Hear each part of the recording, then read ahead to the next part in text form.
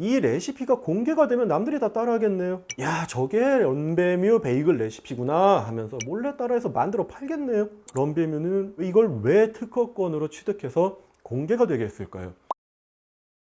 오늘은 음식을 만드는 방법이나 과정, 레시피의 특허에 관한 얘기를 드릴 거예요. 최근 가장 이슈가 된 식당이라면 아마 두 개가 있을 거예요. 하나는 베이글 전문점인 런던 베이글 뮤지엄이고, 다른 하나는 미국 3대 버거라고 불리는 파이브 가이즈네요. 런던 베이글 뮤지엄은 발음이 어려우니까 줄여서 그냥 런베뮤라고 할게요. 여기서 두 식당의 메뉴야 뭐 당연히 차이가 있겠지만 그거 말고 결정적인 차이가 뭘까요? 바로 런베뮤는 레시피를 특허 출원해서 등록을 받았고, 파이브 가이즈는 레시피가 공개되지 않았다는 겁니다. 왜 그럴까요? 여긴 좀 재밌는 비밀이 있습니다. 이제부터 그 재밌는 얘기를 좀 들려드릴게요.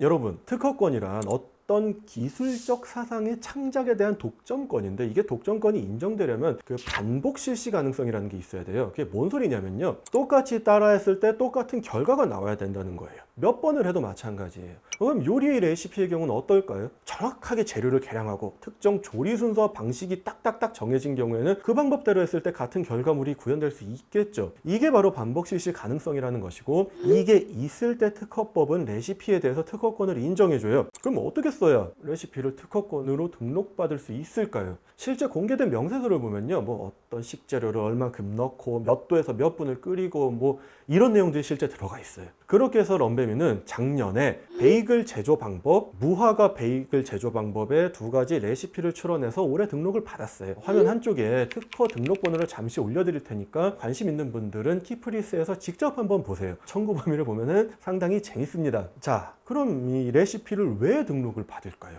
얘기에 앞서서 여러분, 대한민국의 모든 특허권은 무조건 공개가 되게 되어 있어요. 예외는 없어요. 왜냐하면 공개를 조건으로 일정 기간 독점권을 주는 것이기 때문이거든요. 그러면 이 레시피가 공개가 되면 남들이 다 따라하겠네요. 그렇잖아요. 사람들이 야, 저게 런베뮤 베이글 레시피구나 하면서 몰래 따라해서 만들어 팔겠네요. 근데 코카콜라 보세요. 본인들만의 레시피를 영업비밀로 꽁꽁 보관하고 있지 특허권으로 보호받지 않잖아요. 남들이 절대 따라하지 못하게 하려고 말이에요. 그럼에도 런베뮤는 이걸 왜 특허권으로 취득해서 공개가 되게 했을까요? 변리사님을 선임해서 출원하는 것으로 봐서 전부 공개되는 걸 몰랐을 리는 없잖아요. 담당 변리사님이 그 얘기를 안 해주셨을 리는 없잖아요. 자, 이런 관점에서 한번 생각을 해보실 수가 있어요. 첫 번째는 매장에서 파는 건 등록받은 특허권과 동일한 방식으로 만든 베이글이 아닐 수도 있어요. 레시피는 늘 개량될 수 있고, 내가 파는 게 특허받은 레시피랑 반드시 동일해야 한다는 법도 없으니까요. 그러니 누가 베끼든 말든 상관없을 수도 있어요. 어차피 우리가 파는 건 특허받은 레시피보다 한 단계 진보한 레시피로 만들었다? 뭐 그럴듯하죠.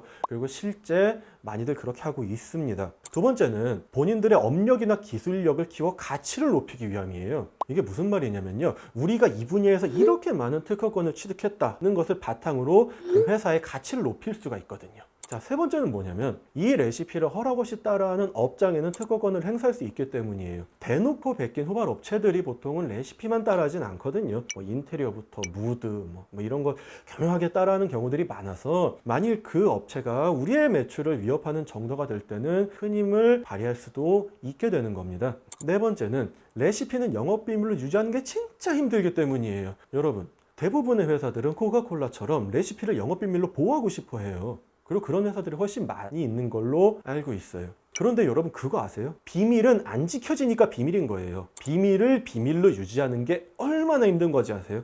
오히려 비밀로 유지하기 위해서 천문학적인 비용이 들어갈 수도 있어요. 코카콜라는 진짜 대단한 회사인 거예요. 그래서 차라리 영업비밀로 보호를 하느니 특허권을 취득해서 보호하는 것이 시간과 비용을 절약하는 경우가 될 수도 있다는 거예요. 뭐 이외에도 다양한 여러 가지 이유가 있겠지만, 일반적으로는 이러한 이유에서 레시피에 대한 특허권을 취득하고는 해요. 그러면 레시피를 특허권으로 취득하는 게 마냥 장점만 있는 건 아니죠. 일단 아까 말씀드린 대로 모든 특허권은 다 공개가 되니까 그 해당 레시피도 당연히 공개가 될 것이고 누구나 볼 수 있게 돼요. 그러면 누군가가 진짜 나쁜 마음을 먹고 이렇게 몰래 따라하는 거를 잡기가 진짜 어려워요. 런베뮤가 대한민국에 있는 모든 베이글 가게를 들어가서 얘네 우리 레시피 따라하는 거 아니야? 라고 하면서 확인할 수도 없잖아요. 두 번째는 특허권의 존속기간이 지나면 누구나 쓸 수 있는 권리가 되므로 존속기간이 지나면 의미가 없어진다는 점도 있죠. 물론 뭐 거의 15년에서 18년 정도니까 상당히 오래 사용할 수 있기도 하고, 기한이라는 거는 모든 특허권의 태생적 한계니까 그걸 뭐 반드시 단점이라고 하기는 좀 어렵네요. 그래서 이런 장단점에다가 각 회사들이 처한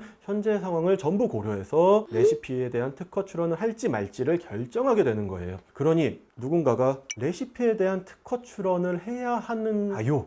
라고 묻는다면 이에 대한 정답은 없습니다. 아무래도 보통은 레시피는 사업과 연관이 되니까 어떤 방향으로 하는 것이 더 본인의 사업에 유리한지를 기준으로 판단을 하시고 결정하시면 되겠습니다.